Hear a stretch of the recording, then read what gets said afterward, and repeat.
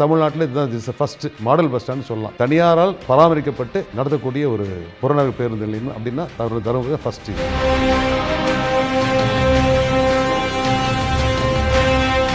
இந்த ஸ்டேஜ் கொண்டு வரதுக்கு 7 ஆண்டுகள் தொடர்ந்து போராடிட்டு இருக்கோம். ஒவ்வொரு அதிகாரியும் செய்யணும்னு செய்கிறாங்க. ஒரு சில அதிகாரிகள் அந்த அந்த அந்த சீட்டில் இருப்பாங்க, அதிகாரத்தோடு இருப்பாங்க. ஆனால் அந்த மனசு வர செய்யறதுக்கு நம்ம இலவசமாக கொடுத்துருக்கோம். இவ்வளோ பெரிய லேண்டை வந்து கிஃப்ட் பண்ணி கொடுத்துருக்கோம். அதில் வந்து ஏன் அதிகாரிகள் இவ்வளோ ஒரு யோசனை பண்ணுறாங்க? ஃபண்டு வந்து கவர்மெண்ட் ஃபண்ட் ரிலீஸ் பண்ணுறதா இருந்தால் யோசனை பண்ணலாம். கவர்மெண்ட் ஃபண்ட் கொடுக்குறோமே, அது சரியான முறையில் செலவு பண்ணுவாங்களோ, இல்லை அதில் ஏதாச்சும் தரம் குறைவாக போட்டால் நாளைக்கு பதில் சொல்லணுமே யோசனை பண்ணலாம், தப்பே இல்லை. பட் இதை வந்து நாமளே ஸ்பெண்ட் பண்ணுறோம். எல்லாம் இருக்கும்போது இதுக்கு ஏன் யோசனை பண்ணுறாங்கன்னு தெரியல. அப்படியும் இருக்கிறாங்க. ரொம்ப சிரமப்பட்டேன்.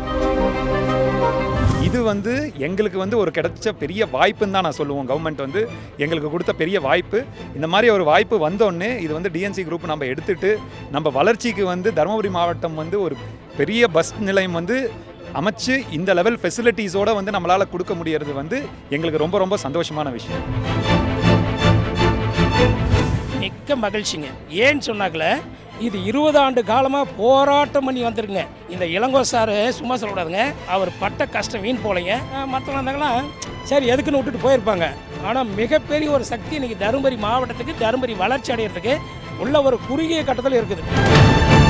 இந்த மாதிரி இளங்கோவன் அண்ணார் மாதிரி ஒரு நல்ல மனிதர், மாமனிதர். உண்மையிலே வந்து அவர் வந்து இந்த இடத்த வந்து இந்த மாதிரி ஒரு அற்புதமான ஒரு செயல் செஞ்சுருக்காரு. இது யாரும் வியக்கத்தக்காக இருக்குது. ஆனால் யாருமே நினச்சி பார்க்க முடியாது. ஒரு மிராக்கள். தருமபுரி வந்து ஒரு பின்தங்கிய தொகுதி மாவட்டமாக இருந்தது. இந்த புதிய பஸ் நிலையத்தின் மூலமாக பல வளர்ச்சிகளை அடைந்து தருமபுரி ரொம்ப சிறப்பாக இருக்கும். பல பேருடைய சதியை முறியடித்து இந்த அரசாங்கம் இந்த பஸ் நிலையத்தை தனியார் பங்களிப்போடு பொதுமக்களுக்கு அர்ப்பணித்திருக்காங்க.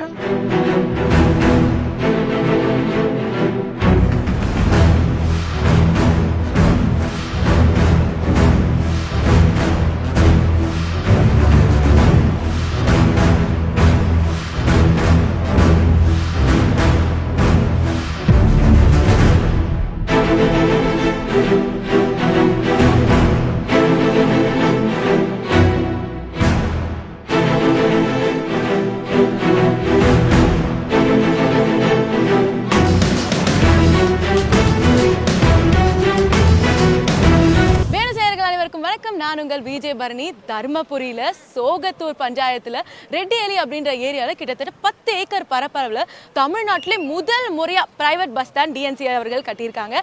ஸோ என்னெல்லாம் இருக்கு அப்படின்னு சொல்லி உள்ள போய் எக்ஸ்ப்ளோர் பண்ணிடலாமா? வாங்க.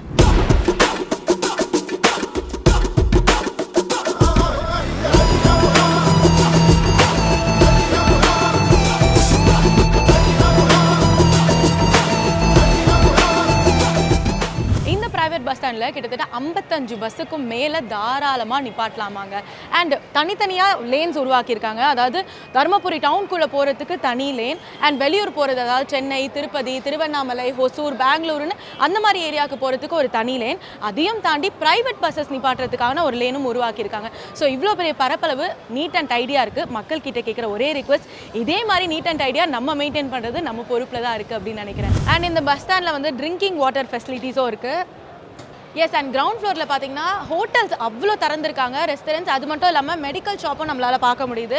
ஸோ வெஜிடேரியன்ஸ்க்கு தனி ஹோட்டல், நான் வெஜிடேரியன்ஸ்க்கு தனியான ஒரு hotel, and bakeries, juice shop, tea கடைன்னு எக்கச்சக்கமாக இருக்குது. ஸோ அப்படியே ஃபர்ஸ்ட் ஃப்ளோர் போனீங்கன்னா எக்கச்சக்க ஷாப்ஸ் உங்களால் பார்க்க முடியும். அண்ட் பெண்களுக்கு எவ்வளோ முக்கியத்துவம் கொடுத்துருக்காங்க அப்படின்னா பிரெஸ்ட் ஃபீடிங் அறைகள் அப்படின்னு சொல்லி தனிப்பட்ட முறையில் ஓப்பனும் பண்ணியிருக்காங்க.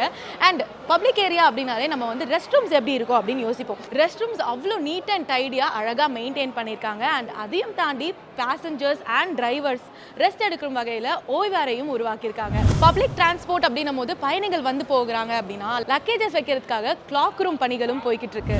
So yeah Manivannan sir today. வணக்கம் சார், எப்படி இருக்கீங்க? நல்லா இருக்குமா? எஸ். ஸோ வாழ்த்துக்கள் முதல்ல. ஏன்னா இவ்வளோ பெரிய பேருந்து நிலையம் கட்டினதுக்கு மிகப்பெரிய வாழ்த்துக்கள் சொல்லி தான் ஆகணும்னு நினைக்கிறேன். முதல்ல எப்படி இருக்கு? How to you feel to be here? இன்றைக்கி ரொம்ப சந்தோஷமாக இருக்குது. தருமபுரியில் உண்மையிலேயே இன்றைக்கி 5/2/26 அன்று புதிதாக பஸ் நிலையம் துவங்க உள்ளது. இதற்கு அனுமதி அளித்து முழு ஒத்துழைப்பு நல்கிய தமிழ்நாடு அரசுக்கு நன்றி, முதல்வர் அவர்களுக்கு நன்றி. ஏன்னா தருமபுரி வளர்ந்து வந்துகிட்டு இருக்குது. வளர்ந்து வரும்போது இந்த மாதிரி ஒரு புதிய பஸ் நிலையம் வந்தால் இன்னும் தருமபுரி வளர்கிறதுக்கு, வளர்ச்சிக்கு பெரும் உதவியாக இருக்கும். அதுக்கு வந்து அரசு வந்து பெரும் உதவி செஞ்சுருக்கு. ஏன்னா 30 கோடி செலவில் வந்து இது வந்து செஞ்சுருக்கோம். செய்யும்போது உண்மையிலேயே தருமபுரி வளர்கிறதுக்கு இது வந்து பேருதவியாக இருக்கும். அதனால் முதற்கண் வந்து முதல்வர் அவர்களுக்கும் அரசுக்கும் நன்றி தெரிவித்துக் கொள்கின்றேன். முதல்வர் அவர்கள் வந்து திறந்து வைக்கிறேன் அப்படின்னு சொல்லியிருந்தாரு. அது எவ்வளோ சந்தோஷமாக இருக்குது இந்த மாதிரி சப்போர்ட் கிடைக்கும் போது அப்படின்னு. இல்லை, அது ரொம்ப மகிழ்ச்சி. இன்றைக்கி வந்து அவர் டைரெக்டாக வரலனாலும் இதுக்கு முன்னாடியே வந்து இதில் வந்து விசிட் பண்ணிட்டு போயிருக்காரு. அதுவும் வந்து பெரிய ஒரு நிகழ்வு தான். ஏன்னா ஒரு முதல்வர் வந்து ஓப்பன் பண்ணுறதுக்கு முன்னாடியே வந்து பார்த்துட்டு ரொம்ப நல்லா இருக்குது அப்படின்னு சொல்லிட்டு இது பண்ணும்போது வாழ்த்தும் போது எங்களுக்கெல்லாம் ரொம்ப மகிழ்ச்சியாக இருந்தது. அதனால் தருமபுரி வளர்ச்சிக்கு இது கண்டிப்பாக பேருதவியாக இருக்கும். அது ஆட்சியர் அவர்களும் இதில் வந்து ரொம்ப பெரும் பங்கு வகித்திருக்காங்க. அவங்களும் எல்லா விதத்துலையும் சப்போர்ட் பண்ணியிருக்காங்க. அதே மாதிரி நகராட்சி ஆணையர், நகராட்சி தலைவர் எல்லாமே அதில் உறுப்பினர்கள் அனைவருமே எங்களுக்கு வந்து இந்த வளர்ச்சிக்கு வந்து நம்ம வந்து பேருதவியாக இருந்து பண்ணதுனால தான் எங்களால் இதை வந்து கொண்டு வர முடியுது சக்ஸஸ்ஃபுல்லாக. அதனால் தருமபுரி மக்களுக்கும் இதை வாய்ப்பளித்த அரசுக்கும் நன்றி சொல்லி விடைபெறுகிறேன். நன்றி, வணக்கம். ஸோ டிஎன்சி நிறுவனம் இவ்வளோ பெரிய விஷயத்தை எடுத்து பண்ணியிருக்கீங்க. அண்ட் சொல்லுங்கள் எவ்வளோ சந்தோஷமாக இருக்குது அப்படின்னு பதில். இல்லை, இது ரொம்ப சந்தோஷம்தான். எனக்குன்னு இல்லை, எல்லாருக்குமே தருமபுரி மக்கள் எல்லாருமே சொன்ன மாதிரி ஒரு கிட்டத்தட்ட ஒரு 7-8 இயர்ஸாகவே இந்த ப்ராஜெக்ட்டுக்காக வெயிட் பண்ணிகிட்ருக்குறோம். ஸோ ஆக்சுவலாக சொன்னால் 14 இயர்ஸு. ஸோ ரொம்ப ஹாப்பி. இன்றைக்கி ஐ திங்க் அது ரொம்ப ஒரு முக்கியமான நாள். எல்லாருமே ரொம்ப சந்தோஷமாக இருக்கிறோம். ஏன்னா ஃபவுண்டர்ஸ் இப்போ மணிவண்ணன் சாராக இருக்கட்டும், இளங்கோவன் சாராக இருக்கட்டும், அவ்வளோ மெனக்கெடுதல் கொடுத்துருக்காங்க. இப்போ மக்களுக்கு அது அவ்வளோ உதவியாக இருக்குது அப்படின்னு சொல்லும்போது தமிழ்நாட்டிலே முதல் ப்ரைவேட் பஸ் ஸ்டாண்ட் அப்படின்னு சொல்லி கொண்டாடுறாங்க நம்ம ஊர் தருமபுரி மக்கள்லாம். அது பார்க்கும்போது உங்களுக்கு எவ்வளோ சந்தோஷமாக இருக்குது? இது வந்து எங்களுக்கு வந்து ஒரு கிடைச்ச பெரிய வாய்ப்புன்னு தான் நான் சொல்லுவோம். கவர்மெண்ட் வந்து எங்களுக்கு கொடுத்த பெரிய வாய்ப்பு. இந்த மாதிரி ஒரு வாய்ப்பு வந்தோடனே இது வந்து டிஎன்சி குரூப் நம்ம எடுத்துகிட்டு நம்ம வளர்ச்சிக்கு வந்து தருமபுரி மாவட்டம் வந்து ஒரு பெரிய பஸ் நிலையம் வந்து அமைச்சு இந்த லெவல் ஃபெசிலிட்டிஸோடு வந்து நம்மளால் கொடுக்க முடியறது வந்து எங்களுக்கு ரொம்ப ரொம்ப சந்தோஷமான விஷயம். இது கண்டிப்பாக. அண்ட் இன்னொரு விஷயம் எங்களுக்குலாம் புதுமையாக இருந்தது. அவ்வளோ shops, restaurants, breast feeding room, cloak ரூம்லேருந்து அவ்வளோ மெனக்கெடுதல் இருக்குது அப்படின்னு நினைக்கிறேன். அந்த ஃபெசிலிட்டிஸ்க்காக அந்த ஐடியா எதனால் வந்தது, மக்களுக்கு பண்ணணுன்ற தாட் எதனால் வந்தது ப்ரோவோக் ஆச்சு? இப்போ தர்மபுரியில் டிஎன்சி குரூப்னு எடுத்துக்கிட்டிங்கன்னா நம்ம எங்கே வந்து பண்ணாலும் எஜுகேஷன் இண்டஸ்ட்ரியில இருக்கட்டும், இல்லை தியேட்டர்ஸில் இருக்கட்டும், இல்லை சிட்ஸில் இருக்கட்டும், எங்கே பார்த்தீங்கன்னாலும் டிஎன்சி குரூப்பு அப்படின்னு சொல்லிட்டாவே அதுக்கு வந்து ஒரு எதிர்பார்ப்பு இருக்கும். நம்ம குரூப் வந்து எடுத்தால் அந்த லெவலில் இருக்கும், கரெக்டாக பண்ணுவாங்க, மக்களுக்கு தேவையான எல்லா ஃபெசிலிட்டியும் இருக்கும்ன்ட்டு. ஸோ அந்த எதிர்பார்ப்பு இருக்கிறப்ப நமக்கும் இது ஒரு நல்ல வாய்ப்பு தருமபுரி மாவட்டத்துக்கு திருப்பி கொடுக்கறது அப்படின்றதுனால. ஸோ திங்கிங் வந்து பார்த்தீங்கன்னா சித்தப்பாவாக இருக்கட்டும், அப்பாவாக இருக்கட்டும், அப்பந்தே திங்கிங் வந்து நம்ம பண்ணுறது வந்து மிக சிறப்பாக பண்ணணும். அதே மாதிரி நமக்கு கிடைச்ச வாய்ப்பு வந்து தமிழ்நாடு என்டையர் ஸ்டேட்டுக்கே வந்து இது ஒரு மாடல் பஸ் ஸ்டாண்டாக அமையணும். நம்ம கொடுக்குற ஃபெசிலிட்டிஸாக இருக்கட்டும், இப்போ டாய்லெட்ஸே பார்த்தீங்கன்னா இப்போ ஹோட்டல்ஸில் போய் நம்ம டாய்லெட்ஸ் யூஸ் பண்ணுறப்ப எந்த லெவலுக்கு அந்த டாய்லெட்ஸ் ஃபெசிலிட்டி இருக்குமோ அதே வந்து நம்ம பஸ் ஸ்டாண்ட்லேயும் ஏன் வைக்கக்கூடாது, ஏன் நம்ம மக்களுக்கு வந்து பயன்பாட்டுக்கு வந்து அதை கொண்டு வரக்கூடாது அப்படின்னு நினச்சி அது பிரெஸ்ட் ஃபீடிங் ரூம்ஸாக இருக்கட்டும், இல்லை கேமராஸாக இருக்கட்டும். பார்த்தீங்கன்னா வி ஹேவ் அபவுட் ஒரு 130 கேமரா இருக்குது சுற்றி 55 பஸ் பேயில். அண்ட் சொன்ன மாதிரி ரெஸ்டாரண்ட்ஸ் அண்ட் பேக்கரிஸ், இது எல்லா ஃபெசிலிட்டியும் வந்து நம்ம தருமபுரி மக்களுக்கு வந்து நல்லபடியாக வந்து போய் சேரணும் அப்படின்ற ஒரு தாட் ப்ராசஸோடு ஆரம்பித்தது தான். ஸோ அந்த திங்கிங் வந்து அந்த ஹை திங்கிங் வந்து நம்ம மக்களுக்கு போய் சேரணும்னு நம்ம நினச்சது வந்து இன்றைக்கி வந்து அந்த கனவு வந்து போய் எல்லாருக்கும் போய் சேருதுன்றப்ப எங்கள் என்டையர் குடும்பத்துக்கும் எல்லாருக்குமே ரொம்ப ரொம்ப சந்தோஷமாக இருக்குது. கண்டிப்பாக. அண்ட் தமிழ்நாடு முதலமைச்சர் வந்து நம்மளுக்காக இதை சப்போர்ட் பண்ணி திறந்து வச்சார் அப்படின்னும் போது லெட்ஸ் டாக் அபவுட் இட் அப்படின்னு நினைக்கிறேன். It's an honour. அவர் வந்து திறந்தது ஃபுல் அண்ட் ஃபுல் இது வந்து கவர்மெண்ட் சப்போர்ட்டோட தான். ரைட் ஃப்ரம் சீஃப் மினிஸ்டர் திரு ஸ்டாலின் அவர்களும், உதயநிதி ஸ்டாலின் சார் அவர்களும், இது அவங்கக்கிட்ட நிறைய மீட்டிங்ஸ் இருந்து வி வெண்ட் அதை டிஸ்கஸ் பண்ணி அண்ட் அவங்க டைம் அலாட் பண்ணி திறந்ததில் எங்களுக்கு ரொம்ப சந்தோஷம். கண்டிப்பாக. அண்ட் இன்புட்ஸ் என்னவாக இருந்தது கவர்மெண்ட் சைடில் இருந்து? நம்மளுக்கு இதெல்லாம் வந்து இன்புட்ஸாக கொடுத்தாங்கப்பா அப்படின்ற ஏதாவது இருந்ததா? இது வந்து ஆக்சுவலாக பார்த்தீங்கன்னா ஒரு 2-2.5 மாதத்துக்கு முன்னாடி முதலமைச்சரே வந்து பஸ் நிலையத்துக்கு வந்திருந்தார். வந்து சுற்றி பார்த்துட்டு ஃபோட்டோஸ் எல்லாம் காமிச்சோடனே அவருக்கு ரொம்ப பிடிச்சது வந்து பார்த்திங்கன்னா இந்த கிளாக் டவர். இங்கே ஒரு கிளாக் டவர் இருக்கும் பின்னாடி. இந்த கிளாக் டவரும் அதே மாதிரி பார்த்தீங்கன்னா அந்த ஒரு ஆர்ச்சும் என்ட்ரியில் அவர் அதான் கேட்டார், இதே மாதிரி ஆர்ச்சும் இதே மாதிரி டவர்லாம் கொண்டு வருவீங்களா, ரொம்ப சிறப்பாக இருக்குது, ரொம்ப வியூவெல்லாம் ரொம்ப நல்லா வந்திருக்கு அப்படின்னு சொல்லிட்டு. ஸோ அந்த மாதிரி அந்த இன்புட்ஸு அதே மாதிரி அவர் வந்து என்னென்னா எதை பண்ணிங்கனாலும் நல்லா சிறப்பாக பண்ணுங்கள். ஏன்னா இது வந்து ப்ரைவேட் குரூப்போட வந்து நம்ம ஃபஸ்ட்டு இது பண்ணுறதுனால கவர்மெண்ட் அஃபீஷியல்ஸ் எல்லாருமே சொன்ன விஷயம் என்னென்னா மக்களுக்கு என்ன மேக்ஸிமம் நம்ம பண்ண முடியுமோ இது ஒரு மாடல் பஸ் நிலையமாக அமையணுன்ட்டு. இன்றைக்கி வந்து ரொம்ப சந்தோஷமாக அது அமைஞ்சிருக்கு அப்படின்ற ஒரு திருப்தியோடு நாங்கள் எல்லாருமே இருக்கோம். இங்கே பார்த்தீங்கன்னா ஒரு 40 வருஷமாக அங்கே பழைய பஸ் ஸ்டாண்ட் ஒன்று இருந்தது. அதில் பார்த்தீங்கன்னா சுற்றியும் நிறைய நெருக்கடி, எந்த பஸ்ஸும் வந்தாலும் வெளியே போகிறதுக்கு ரொம்ப சிரமமாக இருந்தது. அது வந்து பார்த்திங்கன்னா இங்கே ஒரு பெரிய முயற்சி, இந்த பஸ் ஸ்டாண்ட்லேயே வந்தது வந்து ஒரு பெரிய முயற்சி. இதில் பார்த்திங்கன்னா எல்லாருக்குமே வசதிங்க, எல்லா பக்கமும் போகிறதுக்கு வசதி. இதில் ஒரே ஒரு பிரச்சனை என்னென்னு கேட்டிங்கன்னா, அந்த அரூர் பக்கம் வரவங்களும் கொஞ்சம் சிரமம் இருக்குது. அதுக்கும் டவுன் பஸ் இருக்குது, பக்கம் தான், ஒரு 2 கிலோமீட்டர் தான் இருக்கும், ஒரு 2-3 கிலோமீட்டருக்குள்ளே தான் இருக்கும். அதனால் இந்த பஸ் ஸ்டாண்டை வந்து பெரிய ஒரு தருமபுரிக்கு ஒரு பெரிய வரப்பிரசாதம் தான் சொல்ல முடியும். ஏன்னா அந்த அளவுக்கு வந்து ஒரு பெரிய இன்ஃப்ராஸ்ட்ரக்சர் நியூவாக வந்து பார்த்திங்கன்னா எல்லாம் ஒரு பெரிய மாடலாக பண்ணியிருக்கிறாங்க. பார்த்திங்கன்னா தருமபுரி ஒரு சின்ன குறுகிய வட்டத்திலே இருந்தது. இப்போ பார்த்திங்கன்னா இப்போ ஒரு பெரிய பிராட் ஆகிறதுக்கு உண்டான ஒரு பெரிய ஒரு விஷயங்க. இது தருமபுரிக்கு ஒரு பெரிய வளர்ச்சியான ஒரு பஸ் நிலையம்னு சொல்லுவேன். தருமபுரி வந்து ஒரு பின்தங்கிய தொகுதி மாவட்டமாக இருந்தது. இந்த புதிய பஸ் நிலையத்தின் மூலமாக பல வளர்ச்சிகளை அடைந்து தருமபுரி ரொம்ப சிறப்பாக இருக்கும். பல பேருடைய சதியை முறியடித்து இந்த அரசாங்கம் இந்த பஸ் நிலையத்தை தனியார் பங்களிப்போடு பொதுமக்களுக்கு அர்ப்பணித்திருக்காங்க. சிறப்பாக நடைபெறும், சிறப்பாக இருக்கும். இதனுடைய வழி வந்து இந்த மாவட்டம் முழுவதும் வளர்ச்சி அடையும். பஸ் ஸ்டாண்டை ப்ரொமோட் பண்ணது எங்களுடைய இனிய நண்பர் திரு இளங்கோவன் சார். அவர் எப்பயுமே ஒரு நினச்ச கருத்தை கரெக்டாக முடிப்பார். அதே மாதிரி இது ஒரு தருமபுரிக்கு ஒரு நல்ல ஒரு மைல் ஸ்டோனாக இருக்கும்.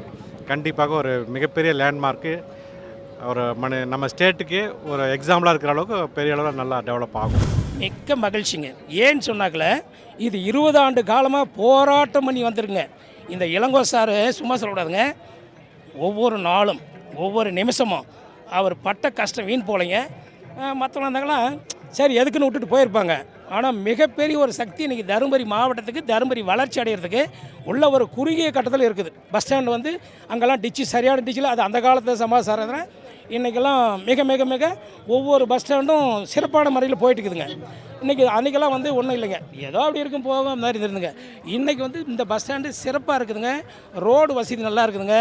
80 அடி ரோடு, 100 அடி ரோடு இருக்குங்க. இதுக்கு அன்றைக்கெல்லாம் காலங்களில் 20 அடி 30 அடி. நம்ம பஸ் ஸ்டாண்டில் பார்த்தீங்கன்னா ஆறுமுக பாலிடெக்னிக் 25 அடி ரோடு. இந்த பக்கம் முஸ்லீம்தில் ரோடில் வந்து கிளப்பு ரோட்டில் வந்து 20 அடி 25 அடி ரோடு.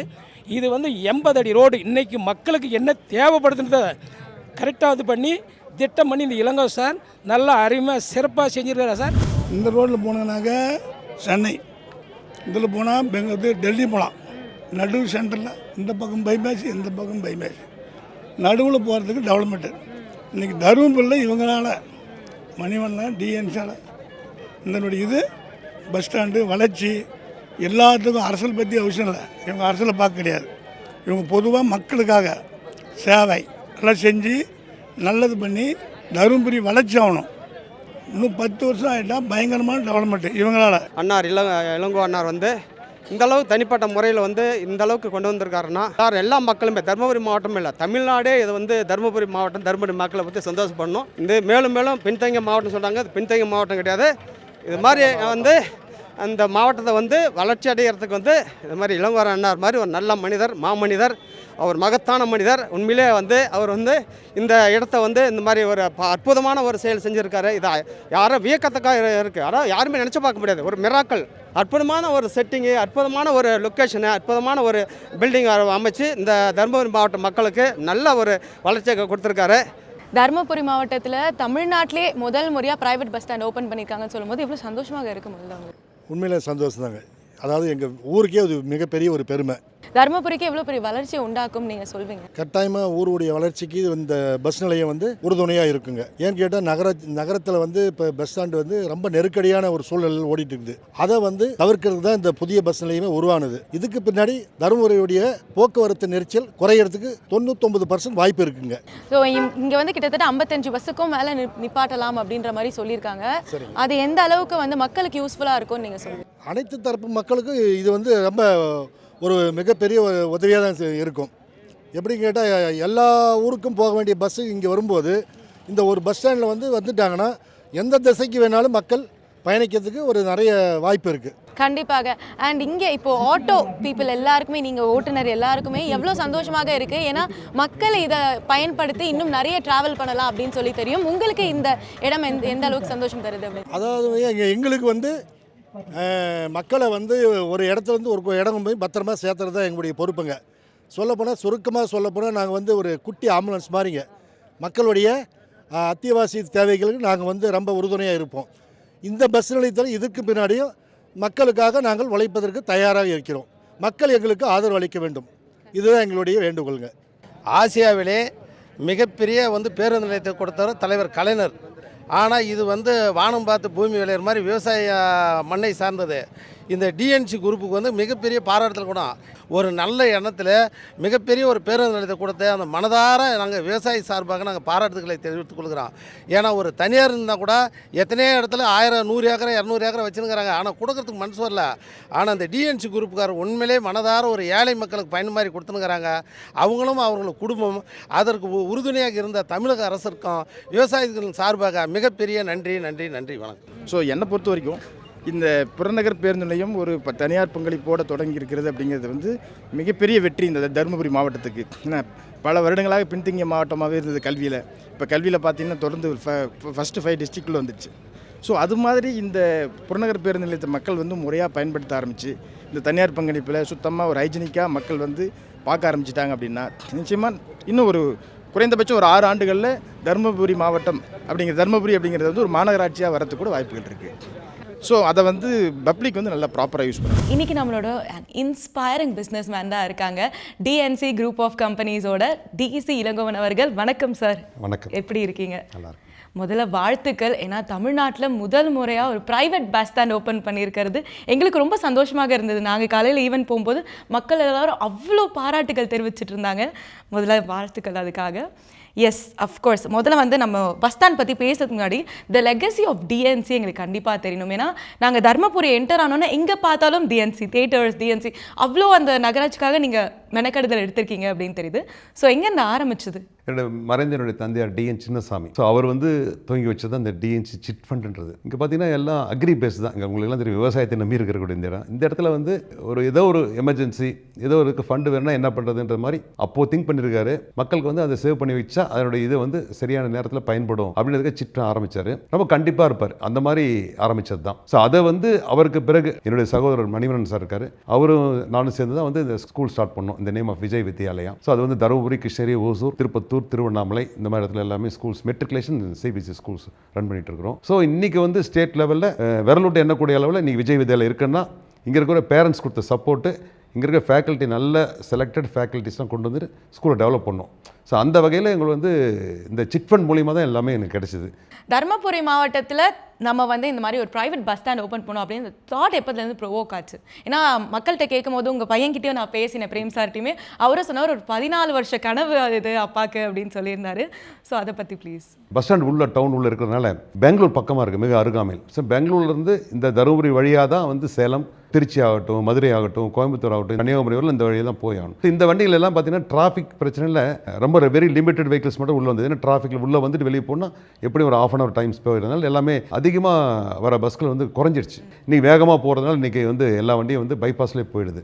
ஸோ இதனால் முதல்ல இருந்தே ஒரு மோர் தென் 15 இயர்ஸாக பஸ் ஸ்டாண்டு எங்களுக்கு தனியாக பேருந்து நிலையம் வேணும்னு சொல்லி நாங்கள் எல்லாமே பப்ளிக்கில் ரெக்வஸ்ட் வச்சுட்டே இருந்தாங்க. வச்சுட்டு இருக்கும்போது அவங்க இடம் பார்த்தாங்க. ஒரு இந்த பஸ் நிலையம் அமைக்கக்கூடிய இடங்கள் சரியே இல்லை. ஒன்று வெகு தொலைவில் இருக்குது, இல்லைனா அதோட அப்ரோச் ரோடு இல்லாமல் இருக்குது. ஸோ இது ஒரு ஒதுக்கப்பட்ட இடமா போகுது. அப்படி இருந்தாலும் கவர்மெண்ட்டோட இடமா இருக்கணும் இல்லையா. அப்போ இருந்த துறையில் இருந்தவங்களாம் சரி இடம் எங்களுக்கு அமைச்சு கொடுத்தா எனக்கு பண்ணி கொடுத்துறோம், எங்களுக்கு ரெடியாக இருக்குது பாருங்கள், ஸ்கீமே இருக்குன்னு சொல்லி காமிச்சிட்டாங்க. ஸோ அப்போ தான் நானும் என்ன சகோதரரும் வீட்டில் ஃபேமிலியில் மதர் இருக்காங்க, ஃபாதருக்கு பிறகு ஸோ உட்காந்து பேசணும். ஏன் நம்ம ஒரு பப்ளிக் இதுக்காக நம்ம செய்யக்கூடாது அப்படின்னு சொல்லி யோசனை பண்ணி வீட்டில் ஃபேமிலியில் டிசைட் பண்ணோம். எல்லாருமே சேர்ந்து ரேட் புக் நல்ல விஷயம் செய்யுங்கப்பான்னு சொல்லி ப்ரெசென்ட் பண்ண சொன்னாங்க. அதன் விஷயமா 7 ஆண்டுகளுக்கு முன்னாடியே பேப்பர் பப்ளிஷ் பண்ணாங்க. இந்த லேண்டு வேணும், ஃப்ரீயாக கிஃப்ட் பண்ணி கொடுக்குறோம் வாங்கினாங்க. அதை நாங்கள் அப்ளிகேஷன் கொடுத்த ஒரே ஆள் நாங்கள் தான் கொடுத்தோம். நாங்கள் லேண்டு கொடுத்து ரெடியாக இருக்கோம்னு சொன்னோம். அதை எடுத்து அப்போ இருந்த முனிசிபல் சேர்மன் ஆகட்டும், கவுன்சிலர்ஸ் எல்லாருமே அதை அக்செப்ட் பண்ணிக்கிட்டாங்க. சரி கொடுக்குறத எடுத்துக்கிறோம். லேண்டு ஹைவேல இருக்குது, நம்ம சேலம் பெங்களூர் ஹைவேல இருக்குது. ஸோ அதனால் கண்டிப்பாக எல்லா பஸ்ஸும் அதில் இந்த இடத்துல போகும். அரசும் எடுத்துக்கிட்டாங்க. அதன் பிறகு ப்ராசஸ் இந்த பிபிபி, பப்ளிக் ப்ரைவேட் பார்ட்னர்ஷிப் அப்படின்ற ஒரு இதில் கொண்டு வந்தாங்க. அந்த கான்செப்டில் 7 இந்த மாதிரி பேருந்து நிலையங்கள் அது மாதிரி கொண்டு வந்தாங்க. டெண்டர் விட்டதில் தருமபுரி மட்டும்தான் டெண்டர் கன்ஃபார்ம் ஆச்சு. அதை நாங்களும் பிவிகே கன்ஸ்ட்ரக்ஷன் சேர்ந்து எடுத்துருக்கிறோம்.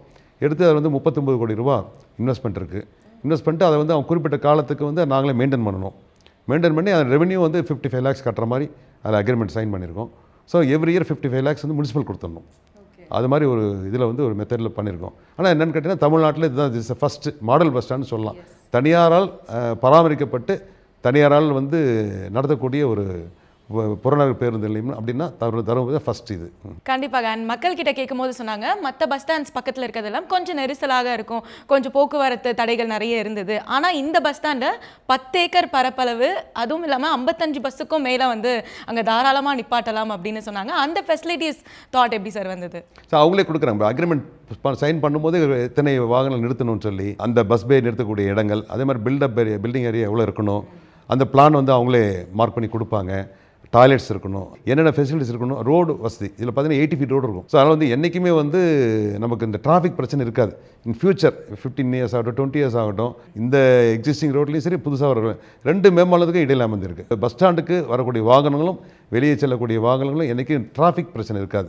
அதுக்கு அதிகாரிகள், நம்முடைய மாவட்ட ஆட்சித்தலைவர் தலைமையில் எல்லா அதிகாரிகளுமே அதுக்கு வந்து கரெக்டாக ஒத்துழைப்பு கொடுத்தாங்க. கோஆப்ரேஷன் மூலிமா இந்த பஸ் ஸ்டாண்ட் அமைஞ்சிருக்கு. அண்ட் ஃபெசிலிட்டிஸ் வைஸ் பார்க்கும்போது நிறைய யூனிக்னஸ் இருந்தது. ஏன்னா ஷாப்ஸ், ரெஸ்டாரண்ட்ஸ், அதையும் தாண்டி பெஸ்ட் ஃபீடிங் ரூமாக இருக்கட்டும், நீட்டான டாய்லெட்ஸாக இருக்கட்டும், and clock room, and passengers drivers இருக்க மாதிரி ரெஸ்ட் எடுக்கிறதுக்கு ஓய்வு அறை. ஸோ இந்த மாதிரி அம்யூனிட்டிஸ் பிளான் பண்ணது யார், நீங்கள் தானா சார்? எல்லாம் சன் இருக்கார், என்னுடைய பிரதர் சன் அவர் தீபக் இருக்காங்க. அவங்க தான் எல்லாம் ரொம்ப இன்ட்ரெஸ்ட் இதில். இந்த சிவில் கன்ஸ்ட்ரக்ஷன் பூரா அவங்க பார்ப்பாங்க. ஸோ நாங்கள் உட்காந்து எல்லாமே பேசி தான் பண்ணுவோம். அதில் வந்து நல்லா பெஸ்ட்டாக பண்ணணும் அப்படின்னு சொல்லி நாங்கள் செஞ்சுருக்கோம் நல்லாவே. அண்ட் அடுத்தபடியாக நம்ம முதலமைச்சர் வந்து இதை சப்போர்ட் பண்ணி ஓப்பன் பண்ணி கொடுத்தாரு அப்படின்னு சொல்லும்போது how happy are you for that? எனக்கு முதலமைச்சர் இன்றைக்கி திறந்து வச்சார், அதில் எந்த மாற்று கருத்து கிடையாது. அவர் டெப்டி சிஎம் திரு உதயநிதி ஸ்டாலின் அவர்கள் வந்து இந்த மாதிரி பஸ் நிலையம் வந்து தருமபுரியில் இருக்குது, அது கொஞ்சம் தாமதமாயிட்டு இருக்குது, அது கொஞ்சம் துரிதப்படுத்தி கொடுங்கன்னு சொல்லி ரெக்வஸ்ட்டாக வச்சுருப்பேன். உடனே அவர் துறையுடைய அமைச்சர் மாண்புமிகு ஒரு நேரு அமைச்சர்கிட்ட சொல்லி அதை வந்து நமக்கு உடனே துரிதப்படுத்த சொன்னார். தனியார் பேருந்தாக நிலையம் அமைக்கலாம், அதை வந்து மெயின்டைன் பண்ணலாம், நாமளும் அப்ளை பண்ணலாம், டெண்டர் விளாண்ட அளவுக்கு அஃபீஷியல் செக்டாரும் சரி, இவங்களும் சரி, இது ஒரு மாடலாக எடுத்துக்குவாங்க. இதை கொண்டு வரது தான் எங்களுக்கு 7 ஆண்டுகள் ஆச்சு. இந்த ஸ்டேஜ் கொண்டு வரதுக்கு 7 ஆண்டுகள் தொடர்ந்து போராடிட்டு இருப்போம். இது என்னென்ன டாக்குமெண்ட் கொடுத்தாங்க, எப்படி பண்ணியிருக்காங்க பூரா அப்படியே ஃபாலோ பண்ணுவாங்க. ஈஸி, இனிமேல் ஈஸி. கண்டிப்பாக. அந்த 7 வருஷம் சொல்லும் போது என்ன இம்ப்ரவைசேஷன்ஸ் நீங்கள் பண்ண வேண்டியதாக இருந்தது? ஒவ்வொரு அதிகாரியும் செய்யணும்னு செய்கிறாங்க. ஒரு சில அதிகாரிகள் அந்த அந்த அந்த சீட்டில் இருப்பாங்க, அதிகாரத்தோடு இருப்பாங்க, ஆனால் அந்த மனசு வர செய்கிறதுக்கு. சில அதிகாரிலாம் போய் கொடுத்த உடனே நல்ல விஷயம் வாங்க கொண்டு வாங்கன்னு சொல்லி செய்து கொடுத்த அதிகாரிகள். சரி, இதெல்லாம் பார்த்தோம். நாங்கள் ரொம்ப சிரமப்பட்டேன். நம்ம இலவசமாக கொடுத்துருக்கோம், இவ்வளோ பெரிய லேண்டை வந்து கிஃப்ட் டீட் பண்ணி கொடுத்துருக்கோம். இதில் வந்து ஒரு நல்ல ஸ்கீமை பிபிபி மாடலில் கொடுத்து கொண்டு வந்துருக்காங்க. அதில் வந்து ஏன் அதிகாரிகள் இவ்வளோ ஒரு யோசனை பண்ணுறாங்க? ஃபண்டு வந்து கவர்மெண்ட் ஃபண்ட் ரிலீஸ் பண்ணுறதா இருந்தால் யோசனை பண்ணலாம். ஐயோ, கவர்மெண்ட் ஃபண்ட் கொடுக்குறோமே, அது சரியான முறையில் செலவு பண்ணுவாங்களோ, இல்லை அதில் ஏதாச்சும் தரம் குறைவாக போட்டால் நாளைக்கு பதில் சொல்லணுமே யோசனை பண்ணலாம், தப்பே இல்லை. பட் இதை வந்து நாமளே ஸ்பெண்ட் பண்ணுறோம். கட்டுமான பணிகளாக முடிச்சுட்டு பராமரிப்பு நம்மளதே எல்லாம் இருக்கும்போது இதுக்கு ஏன் யோசனை பண்ணுறாங்கன்னு தெரியல. அப்படியும் இருக்கிறாங்க. அதையும் தாண்டி நல்ல எக்ஸ்பீரியன்ஸ் கிடைச்சிது. ஸோ நீங்கள் எக்ஸிக்யூஷன் பண்ண போகிறோன்னு ஒரு விஷயம் சொல்லியிருப்பீங்க. இப்போ எக்ஸிக்யூட் ஆனதுக்கப்புறம் மாண்புமிகு முதலமைச்சராக இருக்கட்டும், இல்லை டெப்டி சிஎம் என்ன சொன்னாங்க உங்ககிட்ட ப்ராஜெக்ட் பார்த்துட்டு? நல்லா வருதுன்னு சொன்னோன்னே பார்த்தோன்னே தெரிஞ்சுக்கிட்டாங்க. இந்த ஃபோட்டோஸ்லாம் பார்த்துட்டு ரொம்ப மிக விரைவில் வந்துட்டுருக்கு, நல்லா வந்துட்டுருக்கு, பரவாயில்ல, இதை நீங்கள் தொடர்ந்து செய்யுங்க, சீக்கிரம் எங்களுடைய பிறகுலேயே முடிச்சு நாங்கள் ஓப்பன் பண்ணி கொடுத்துருவோன்ற அஷூரன்ஸ் கொடுத்தாங்க. அதே மாதிரி இப்போ எலெக்ஷன் அனௌன்ஸ் பண்ணுற டைமு லாஸ்ட் மினிட் வர கொஞ்சம் ரொம்ப டென்ஷன் தான் ஆச்சு. நடுவில் ஒரே ஒரு முறை முதலமைச்சர் அவர்கள் விசிட் வந்தார். வந்தப்பே கேட்டுட்டு பார்த்துட்டு ரொம்ப இம்ப்ரெஸ் ஆனார். கூப்பிட்டு இந்த ஆர்ச்சிலாம் டிசைன்லாம் குறிப்பிட்டு சொன்னார், நல்லா இருக்குது, அதெல்லாம் முடிச்சிருங்க, அடுத்த விசிட் வரதுக்குள்ளே முடிச்சிருக்கலாம், அந்தளவுக்கு கேட்டார். கேட்டுட்டு ரொம்ப நல்லா வந்திருக்குது, இது சிறப்பாக செய்யுங்கன்னு சொல்லியிருந்தார். ஸோ அதன் அடிப்படையில் நம்ம செஞ்சோம். டெப்டி சிஎம் போகிறப்பெல்லாம் கேட்பார், முடிஞ்சுதா உங்களுக்கு ஓப்பன் பண்ணியாச்சுலாம் கேட்பார். இல்லை ரெடி ஆச்சுன்னு சொல்லும்போது அவரே இன்வைட் பண்ணிட்டு இருந்தேன். இல்லை சிஎம் வர்றாரு, அவரே வந்து திறக்கட்டும், முடியாது நமக்கு ப்ராஜெக்ட் அந்த பக்கம் வரும்போது தான் நான் பண்ணுறேன் அப்படின்னு சொன்னார். பட் முதலமைச்சரே இது எலெக்ஷன் பார்த்ததுனால அது விசிலே இன்றைக்கி துவங்கி வச்சுட்டார். ஸோ அந்த struggles of taking this business அப்படின்ற ஒரு விஷயம் இருக்குல்ல. ஏன்னா ஏன் கேட்குறேன்னா, உங்களோட லீடர்ஷிப்பில் ஐ திங்க் ஒரு 40+ பிரான்ச்சஸ் நீங்கள் ஓப்பன் பண்ணி அதுக்கப்புறம் அந்த லெகசியை கண்டினியூ பண்ணியிருக்கீங்க. But that's not easy. அப்பா கிட்டேருந்து நம்ம கற்றுக்கிட்டாலும் அதை முன்னோக்கி நிறைய விஷயங்கள் பண்ணுறது தட்ஸ் நாட் ஈஸி. ஸோ அந்த ஸ்ட்ரகிள்ஸ், அந்த அன்சங் ஃபேக்டர்ஸ் என்னெல்லாம் இருந்தது அப்படின்னு சொல்லலாமா? இந்த பணம் விஷயம் அப்படின்னு சொன்னாவே அதில் தான் இருக்கிறது. வீட்டில் பார்த்தீங்கன்னா, வீட்டில் ஃபேமிலியிலேயே பிரதராக இருக்கட்டும், சிஸ்டர்ஸாக இருக்கட்டும், ஃபாதராக ஆகட்டும், மதர் ஆகட்டும், எல்லாருமே எதில் பிரச்சனை வருதுன்னு பார்த்தீங்கன்னா பண விஷயத்தில் தான். பணம் உனக்கு தேவைப்பட்டு கொடுத்தேன், இப்போ நான் கேட்குறேன், என் தேவைக்கு கொடுக்கல, அவ்வளோதான், அங்கே ஸ்டார்ட் ஆகிடும். பணம் நினச்சிருக்கேன் நான் போனால் வெளியே கிடச்சிடும், கண்டிப்பாக கிடையாது. வீட்டில் பார்த்தீங்கன்னா எல்லாம் பேப்பராக இருக்கும், ப்ராப்பர்ட்டியாக இருக்கும், பேப்பராக இருக்கும். அதை வந்து என்கேஷ் பண்ணுறது ரொம்ப கஷ்டம். இன்றைக்கி உடனே அதோட மதிப்பு சொல்லுவாங்க, சார் 1 கோடி ரூபா போகும் சார். அந்த 1 கோடியை கொண்டு கொடுத்து மாற்றத்துக்கு போகும்போது தான் தெரியும் அந்த 1 கோடி மாறி வரத்துக்குள்ளே எவ்வளோ சிரமங்கள் இருக்குது, அதில் லீகல் இஷ்யூ இருக்குது, அதில் டாக்குமெண்ட் கிளியரன்ஸ் எல்லாம் அப்போ போகும்போது தான் தெரியும், சார் இதில் இந்த இஷ்யூ இருக்குது, அந்த இஷ்யூ இருக்குது. ஸோ இந்த மாதிரி விஷயத்தில் பணம் வந்து சேவிங்ஸ் சேர்த்து வைக்கணும் அப்படின்ற ஒரு விஷயம் வந்து நிறைய பேருக்கு தெரியதில்லை. இதை வந்து என்னுடைய தந்தை வந்து அப்பயே இந்த இடத்துல ரொம்ப மாவட்டம் ரொம்ப பின்தங்கியாக இருந்து ரொம்ப விவசாயத்தையே நம்பி இருக்கிற இடத்துல அந்த இடத்துல சொன்ன இல்லைங்களா சேவிங்ஸ்ன்ற ஒரு விஷயத்தை நல்லா கொண்டு வந்தார். அதை வந்து கொண்டு வரும்போது 40 இயர்ஸ் ஒன்லி தருமபுரி மட்டுமே இருந்தது, ஒரே ஒரு பிரான்ச் அவர் நடத்துறது. லிமிட்டட் அந்த எல்லை வந்து தருமபுரி உட்பட்டு இருந்தது. ஆனால் என்ன ஒரு விஷயம்னு கேட்டிங்கன்னா இன்றைக்கி ஒரே ஒரு கேஸ் கூட இல்லை அவர் நடத்தினப்போ. அதுதான் அந்தளவுக்கு தேர்வு கரெக்டாக நபர்களை தேர்வு செய்வார், கரெக்டாக கொடுப்பாரு. அவர்கிட்ட போனால் கரெக்டாக இருக்குன்ற பேர், இன்றைக்கி அந்த பேர் தான் எனக்கு தமிழகம் முழுக்க போகிறதுக்கு உண்டான மிகப்பெரிய ஒரு அடித்தளம் அமைச்சு கொடுத்தது காரணம் கேட்டால் ஃபாதரோட நேம் தான். இந்த டிஎன்சி அப்போட நேம் டிஎன் சின்னசாமி, டிஎன்சி தான் எங்களுடைய நேம். ஸோ அந்த நேம் சொன்னாவே ப்ராம்ப்டாக இருக்கும், பணம் கரெக்டாக செலுத்தினா சரியான முறையில் நமக்கு பாதுகாப்பாக இருக்கும், தேவை இருக்கிறப்போ நம்ம வீடு தேடி பணம் வந்துடுன்ற ஒரு விஷயத்தை அவர் கரெக்டாக உருவாக்கிட்டு போனார். அதை அப்படியே பிடிச்சிக்கிட்டோம். நான் வந்து அதை அப்படியே கார்ப்பரேட் கம்பெனியை மாற்றணும்னு சொல்லி ஒவ்வொரு கிளைகளாக கொண்டு வந்தேன். கொண்டு வரும்போது நான் அப்படியே இன்றைக்கி 46 கிளைகள் இருக்குது தமிழகம் முழுக்க. அன்றைக்கி 40 லட்சம் பணம், இன்றைக்கி வந்து பர் மந்த்து வந்து 100 crores பண்ணுற அளவுக்கு பண்ணிட்டேன். நீ 46 பிரான்ச்சு 100 crores கொண்டு வந்துட்டேன். இப்போ என்னுடைய இலக்கு 100 கோடி கொண்டு வரணும்னு நினச்சேன். அது 60th இயர் கரெக்டாக 100 கோடி ரீச் ஆகிடுச்சு. ரொம்ப சந்தோஷமாக செலிப்ரேட் பண்ணிகிட்ருக்கோம். அதோடு இந்த டைம் பஸ் ஸ்டாண்ட் வந்தோடனே எங்களுக்கு ரொம்ப இன்னும் ஒரு சந்தோஷம். என்னுடைய நிறைய வாடிக்கையாளர்லாம் இருக்கிறாங்க இங்கே, எல்லாமே வந்து இன்றைக்கி வந்திருந்தாங்க, ஓப்பனிங் வந்திருந்தாங்க. இப்போ நான் ஒரு பிஸ்னஸ் ஸ்டார்ட் பண்ண போகிறேன், இதுதான் எங்களோட சக்ஸஸ் ஃபார்முலாவாக இருந்தது ஆரம்பிக்கும் போது அப்படின்னா நீங்கள் என்ன சொல்வீங்க மக்களுக்கு? ஃபஸ்ட்டு நேம் வேணுங்க. அப்போ அதான் இப்போ அப்பா உருவாக்கிட்டு போனதில் வந்து அதான் நம்பிக்கை அப்படின்ற ஒரு நேம் தான். ஸோ அதனால் வந்து அந்த ஒரு விஷயத்தை கரெக்டாக நம்பிக்கையாக நாணயமாக இருக்கிறாங்கன்னாவே நமக்கு வந்து பணம் கரெக்டாக கிடைக்கும். ரெண்டாவது விஷயம் வந்து எந்த தொழில் செஞ்சாலுமே அது அனுபவம் மெயினாக வரும். ஸோ இது வந்து பார்த்திங்கன்னா சத்யம் சினிமாஸ், பிவிஆர் சினிமாஸ் சிட்டியில் பார்க்குறோம். ஸோ அதை வந்து ஏன் நம்ம பகுதியில் கொண்டு வரக்கூடாது? நம்ம தேட்டர் பார்த்தா பழைய மாடல் இருக்கும், பழைய சீட்டு, பழைய இதுதான் அது இருக்கிறது, ஏன் அங்கே பண்ணக்கூடாதுன்னு திங்க் பண்ணேன். பட் அவ்வளோ பேர் இன்வெஸ்ட் பண்ணுற மாதிரி ரிட்டர்ன்ஸ் வருமானு யோசனை பண்ணோம். இன்றைக்கி ஓடிடிக்கு வந்து பார்க்கக்கூடிய இந்த படம் ரிலீஸ் ஆகணும், இது ஓடிடி படமாக திரையரங்கில் படமான முடிவு பண்ணிடலாம் ரசிகர். ஸோ அப்போ இன்றைக்கி மாறிடுச்சு, கான்செப்ட் மாறிடுச்சு. ஸோ அப்போ இன்றைக்கி திரையரங்கத்தை இன்றைக்கி இந்த மாடல் பண்ணால் தான் போகும். அதே மாதிரி ஒரு ஸ்க்ரீன் பத்தாது, இன்றைக்கி 5 ஸ்க்ரீன் மினிமம் வேணும். இருந்தால் தான் 5 படங்கள் கொடுக்கணும். அவங்க வந்தோடனே தேர்வு செய்கிறாங்க, இந்த படத்துக்கு போகலாமா அந்த படத்துக்கு போகலாமா. ஸோ அப்போது இத்தனையும் இன்வெஸ்ட் பண்ணி இப்போ ரீமாடல் பண்ணிவிட்டு இவ்வளோ வசதிகளை செய்து கொடுக்கணும், பார்க்கிங் ஃபெசிலிட்டிஸ் கொடுக்கணும், டாய்லெட் பக்காவாக இருக்கணும், நீட்டாக இருக்கணும் டாய்லெட். ஸோ இத்தனையும் விரும்பி இன்றைக்கி ஆடியன்ஸ் வராங்க. நீ படத்தை நோக்கி வந்திருக்க ஆடியன்ஸ் போக வந்திருக்க படம் எந்த தேட்டரில் நல்லாயிருக்கும், எதில் நம்ம கம்ஃபர்டபுளாக போய் படம் பார்க்கலாம். ஸோ அதை தேர்வு செய்கிறாங்க. இப்போ ஆடியன்ஸ் வந்து இப்போ வர அதிகமாகிடுச்சு. நம்ம சொல்லக்கூடிய சார்ஜஸ் என்ன கரெக்டாக கொடுத்துட்றாங்க.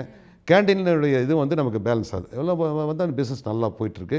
தொழில் செய்யணுன்னா மட்டும் பத்தாது, ஒரு சேஞ்ச் கொடுக்கணும். நம்ம வந்து இதை வந்து இந்த பகுதியில் கொண்டு வரணும், என்னென்னு யோசனை பண்ணணும், அதுக்குண்டான அனுபவங்கள் அதுக்குள்ளே யார்கிட்ட ஷேர் பண்ணிக்கணும், கொண்டு வந்து இன்வெஸ்ட் பண்ணால் ரிட்டர்ன்ஸ் கிடைக்குமா, அந்த ரிட்டர்ன்ஸுக்கு உண்டான இது எப்படி நமக்கு அது சமாளிக்க முடியும் அப்படின்ற விஷயத்தை எல்லாம் பார்க்கணும். அதுக்கு நான் அதிக கடன் வாங்கிட்டால் நமக்கு இருக்கக்கூடியதில் கடனுக்கு வட்டியே போயிடும். ஸோ இதெல்லாம் பார்க்கணும். இதை பேர் நிறைய பேர் கணக்கெடல் இல்லாமல் இந்த சேவிங்ஸ் விஷயம் தான் அந்த இதை செய்யாமல் நிறைய பேர் ஃபெயிலியர் ஆகிடுறாங்க. ஸோ அதனால் வந்து இந்த தொழில் வந்து வெளியே இருக்க பார்த்துட்டு அதை வந்து நம்ம இடத்துல செஞ்சால் வருமா, இதில் என்னன்னு கேட்டால் ஃபஸ்ட்டு முதல்ல யார் அந்த ஃபீல்டுக்கு வராங்களோ அது சக்ஸஸ்ஃபுல்லாக கொண்டு போக முடியும். ஸோ நீங்கள் சொன்ன மாதிரி சோஷியல் மீடியா எக்ஸ்போஷர் ஜாஸ்தியாக ஆரம்பிச்சது, அதாவது எல்லா மக்களுக்கும் இப்போ எல்லாமே தெரியுது அப்படின்றத தாண்டி ஸ்கேம்ஸ் நிறைய நடக்குது அப்படின்னு சொல்லலாம். அதுவும் சிட் ஃபண்ட் அப்படின்னும் போது இன்னும் தெரியாத மக்களுக்கெல்லாம் வந்து ஈஸியாக ஏமாற்றிடலாம்ப்பா அப்படின்னு நிறைய நிறுவனங்கள் இருக்குது. பட் டிஎன்சி ஒரு ட்ரஸ்டட் பார்ட்னராக நிறைய பேருக்கு ஹெல்ப் பண்ணியிருக்கீங்க அப்படின்னு தெரியும். அதுவும் reputation of fast processing of money அப்படின்னும் போது கண்டிப்பாக நீங்கள் மக்களுக்கு ஒரு க்ரைட்டீரியாவாக சொல்லணும் அப்படின்னா என்ன சொல்வீங்க?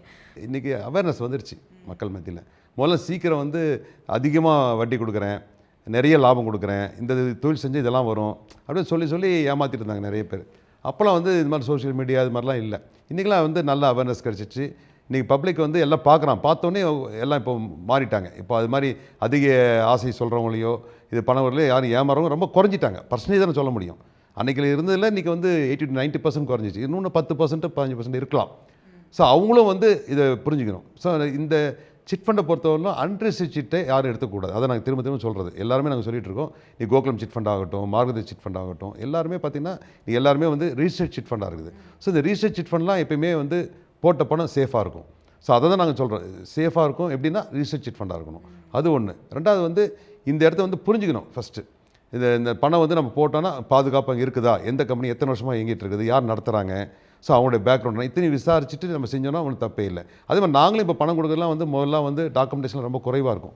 இப்போ எம்ஓடின்ற அளவுக்கு போய்ட்டோம். பேங்க்கில் எப்படி உங்களுக்கு பக்காவாக எம்ஓடி பண்ணி ஒரு டாக்குமெண்டேஷன் பண்ணி ரிஜிஸ்டர் ஆஃபீஸில் போயிட்டு சைன் பண்ணாதான் நீங்கள் போய் எங்கள் லோன் எடுக்க முடியும் இல்லைங்களா. அதே மாதிரி தான் சிட் பண்ணுறோம். நாங்கள் எம்ஓடின்ற கான்செப்ட் வச்சுட்டோம். அந்த ஒரு ப்ராப்பர்ட்டி வந்து 1 crore இருக்குது, 5 crores சிட் நடத்துகிறோம். இன்றைக்கி வந்து பேங்க்கோட நார்ம்ஸ் ரொம்ப அதிகமாகிடுச்சு. இன்றைக்கி நிறைய டாக்குமெண்டேஷன் கேட்குறாங்க, 3 years பேலன்ஸ் ஷீட் கேட்குறாங்க, அதனுடைய நிறைய விஷயங்கள் இருக்குது. ஸோ எங்களுக்கு சிட் பண்ணும்போது நாங்கள் மெயினாக ட்ராக் பார்ப்போம். எத்தனை வருஷம் சீட் கட்டுறாரு, ப்ராம்ப்டாக கட்டுறாரா, அவருடைய தொழிலுடைய கெப்பாசிட்டி என்ன, அவர் மாதம் இவ்வளோ செலுத்த முடியுமா, இதெல்லாம் பார்த்துடுறோம். ஸோ வந்துட்டாவே ஆட்டோமேட்டிக்காக புதுசாக தொழில் தொடங்குறனாவே உடனே தொழிலை பற்றி கேட்டுட்டு உடனே அந்த சீட்டு கொடுத்துறோம். அதுக்கு உண்டான டாக்குமெண்ட் வாங்கிடுறோம். செக்யூரிட்டி, அவருடைய வீடோ இல்லை ஒரு வேக்கண்ட் சைட்டோ இல்லை ஏதோ ஒரு ப்ராப்பர்ட்டி டாக்குமெண்ட் எம்ஓடி பண்ணிடுவோம் நாங்கள். இதில் இந்த சிட்டுக்காக இந்த ப்ராப்பர்ட்டியை வந்து லீன் பண்ணியிருக்காங்க அப்படின்ற அளவு ரிஜிஸ்டர் ஆஃபீஸில் போய் பதிவு பண்ணும்போது ஆட்டோமேட்டிக்காக அது வந்து சேஃப் ஆகிடுது. ஸோ நாங்களும் வந்து சிட்டு எடுத்தவங்களுக்கு பேமெண்ட் கரெக்டாக 100% சேஃபாக கொடுக்குறோன்னா நாங்களும் சேஃபாக கொடுக்க முடியும். எவ்வளோ பணத்தை நாமளே வச்சு கொடுக்க முடியும். ஸோ பப்ளிக் கலெக்ட் பண்ணி கொடுக்குறோம். அந்த இது கரெக்டாக நடக்குதுன்னா ப்ராம்ப்டாக இந்த சிஸ்டம் கரெக்டாக ஒர்க் பண்ணுது. சிஸ்டமில் எங்கேயுமே வந்து நம்ம கேப் விட்டுறக்கூடாது. நம்ம கொஞ்சம் லீனியட்டாக விட்டோம்னு வச்சிங்களேன், அப்புறம் பெரிய ஒரு இத்தனை வருஷம் கொண்டு வந்த நேம் வந்து ஸ்பாயில் ஆகிடும். ஸோ இதை வந்து எங்களுடைய கஸ்டமருக்கு புரிய வச்சுட்டோம், புரிஞ்சுக்கிட்டாங்க. ஸோ நாங்களும் வந்து இதை கரெக்டாக தெளிவாக செஞ்சிட்ருக்கிறோம். இது வந்து தொடர்ந்து நடைபெறுது. இன்றைக்கி வந்து அப்பா காலத்துலேருந்து சீட்டு கட்டுறவங்களும் இருக்கிறாங்க. 40 years 50 years 30 yearsலாம் சீட்டு அவங்களோட ஃபாதர் கட்டியிருப்பார். இப்போ அவரோட சன் வந்துட்டார், அவரோட கிராண்ட் சன் கட்டுறாரு. ஸோ அப்படி வந்துச்சு. இப்போ சீட்டு பார்த்தீங்கன்னா அப்பா ஆச்சு, இப்போ நான் ஆச்சு, என்னோட சன், இப்போ எங்களுடைய 3வது ஜென்ரேஷன். ஸோ இத்தனையும் அந்த புரிதல் வந்துச்சு. ஒருத்தருக்கு ஒருத்தர் புரிஞ்சு இங்கே போட்டால் இப்படி தான் ஒரு பணம்னாவே நம்மகிட்ட வந்துடுறாங்க. ஸோ சிட்டில் போட்டிங்கனாவே உங்களுக்கு லோனாகவும் பண்ணிக்கலாம். சிட்டு எடுத்தால் லோன் ஆகிடும். எடுக்கல எனக்கு கடைசி மாதம் எடுக்கணும், அது வந்து டெபாசிட் மாதிரி. ஸோ 2 சேர்ந்து நல்ல அருமையான ஸ்கீம். பண்டைய காலத்தில் வந்து பண்டமாற்று முறையிலிருந்து சீட் நடக்குது. அண்ட் டிஎன்சி அப்படின்னு சொல்லும் போது நிறைய இன்னோவேட்டிவாக புதுமையாக கொடுத்துட்டே இருப்பீங்க இந்த சேவிங்ஸ் அப்படின்ற விஷயத்துக்கு. ஸோ இந்த முறை என்ன வித்தியாசமான புதுமை இருக்குது அப்படின்னு சொல்லுவீங்க? இப்போ வந்து 60th இயரில் நான் பார்த்தவரெலாம் பார்த்தீங்கன்னா இந்த சேவிங்ஸ் விஷயம் வந்து ஏன் எல்லோரும் புரிஞ்சுக்கிறது இல்லை அப்படின்னா, ஸ்கூல்லேருந்து நான் ஸ்கூல் நடத்துறதுனால பார்க்குறேன். ஸ்டூடெண்ட்ஸுக்கு நான் எல்லாமே சொல்லிக் கொடுக்குறோம். டிசிப்ளின் சொல்லிக் கொடுக்குறோம். என்னுடைய எம்பளம் பார்த்தீங்கன்னா டிசிப்ளின், கரேஜ், எக்ஸலன்ஸ். ஸோ அந்த ஒழுக்கத்துக்கு முக்கியத்துவம் கொடுப்போம் ஸ்கூலெல்லாம். ஸ்டூடெண்ட்ஸ் மனசுலேருந்தே கொண்டு வரணும் இந்த சேவிங்ஸ் விஷயத்தை அப்படின்ட்டு சொல்லி அது இதில் புதுமையாக ஒன்று இருக்கணும் இல்லையா. சும்மா போய் கேட்பா சேவிங்ஸ் பண்ணி வேணா அப்படி பசங்க பார்த்துட்டு அப்படியே போயிடுவாங்க. ஸோ அது எதோ பண்ணணுமே சொல்லி அதுக்கு ஒரு சின்ன ஒரு இது பண்ணுறாங்க பார்த்துருங்க. Number locking system. இதை வந்து நாங்கள் ஸ்டூடெண்ட்ஸுக்கு சொல்லுவோம். வீட்டில் நான் போனேன், என்னுடைய நண்பர்கள் அவங்கள்ட்ட போயிட்டு அந்த குழந்தைகளை கூப்பிட்டு இதை பாருப்பா சேவிங்ஸ் பண்ணணும், நீ வந்து இதை வச்சுட்டீங்கன்னா உன்னுடைய அங்கிள்கிட்டயோ இல்லை யார்கிட்ட வேணாலும் கேட்டால் சேவிங்ஸ் கொடுங்க அங்கிள், இல்லை தாத்தாட்ட போய் கேட்டால் கொடுப்பாங்க உனக்குன்னு. ஸோ கேட்டு நீ சேர்த்து வைக்கணும், ஒரு நல்ல ஒரு பழக்கம் பண்ணிக்கோ. பாருங்க முத நான் உன்னை சேர்த்து வைக்கிறேன் பாரு, இது வந்து லாக்கரில் இப்படி கொடுத்தனா உனக்கு ஆட்டோமேட்டிக்காக உனக்கு உள்ளே போய் வரும். ஓ,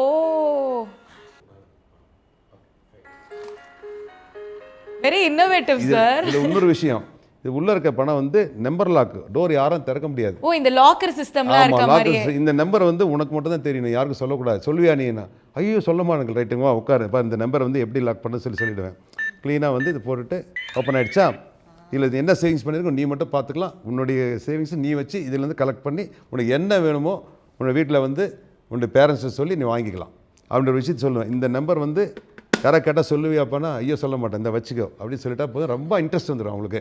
ஸோ இந்த மாதிரி நேரத்தில் வந்து பார்த்தீங்கன்னா நல்ல விஷயங்கள் சீக்கிரம் ரீச் ஆகாது, கெட்ட விஷயங்கள் சீக்கிரம் ரீச் ஆகாது. அது எது வழியில் வருதுன்னு பார்த்தீங்கன்னா ஒரே ஒரு விஷயம், கையடக்க செல்ஃபோன் தான் இன்றைக்கி நம்ம ஸ்டூடெண்ட்ஸை பாதுகாக்கணுன்றது தான். ஸோ அதுதான் இந்த வாய்ப்பு கொடுத்த உங்கள் அத்தனை பேருக்கும் நல் உள்ளங்களுக்கும் நன்றி. Thank you so much sir for spending your time. மக்களுக்கு இன்னும் நிறைய மென்மேலும் நிறைய விஷயங்கள் நீங்கள் கொடுத்துட்டே இருக்கணும். வாழ்த்துக்கள் சார். நன்றி. தேங்க்யூ.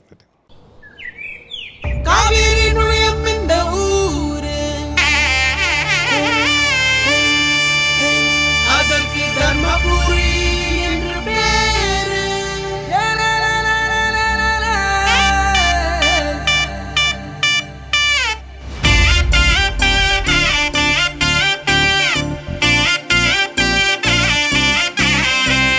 மண்ணின் பெருமை சேர்த்தான் புதிதாய் பிறக்கும் அடையாளம். ஏன்பா கேட்டியா, தமிழ்நாட்டிலே முதல் தடவையா கவர்மெண்ட் தனியாரோட சேர்ந்து தொடங்குற ஹைடெக் பஸ் ஸ்டாண்டாம்பா. இனி நம்ம தர்மபுரி பட்டைய கிளம்ப போகுது. உயரும் உயரும் உயரும் உயரும் ஊரின் பெருமை உயரும். வியக்கும் வியக்கும் நாடே கண்டு வியக்கும் தகடூர் புகழை பாடும். புது பஸ் ஸ்டாண்டு நம்ம ஊரு ஐவேஸ்ல இல்லாதது இங்கு ஏதும் இல்லை. தனியார் தான் ஹை கிளாஸ் மெயின்டைன் பண்ணும். எங்கேயுமே இல்லாத மாடர்ன் ஹைடெக் பஸ் ஸ்டாண்டு.